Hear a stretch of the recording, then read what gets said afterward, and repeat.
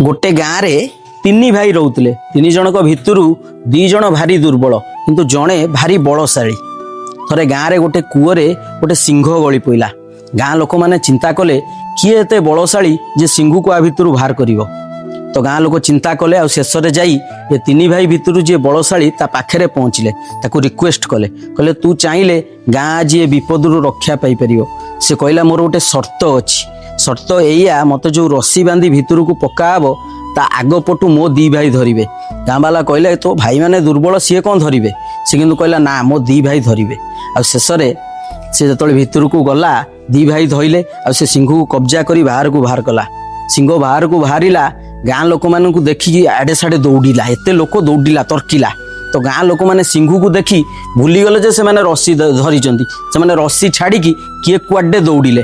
तो पछरू आवाज आसला सब रही जाओ रही जाओ रही जाओ, मु सिंह को बांधी देली। से लोक सिंह को अटकई देला। गाँ लोक आसिकी कहले आज तो लगी गाँ लोक बंची गले।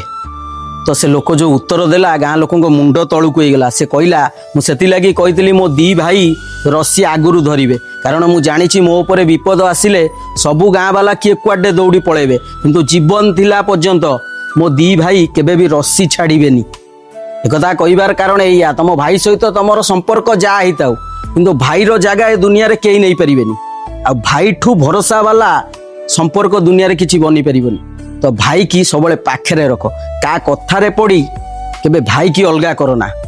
स्त्री आसिला परे एबे भाई अलगा हो जाउछन, सेटा जेमती न होवा दरकार। जय जगन्नाथ, जय भारत।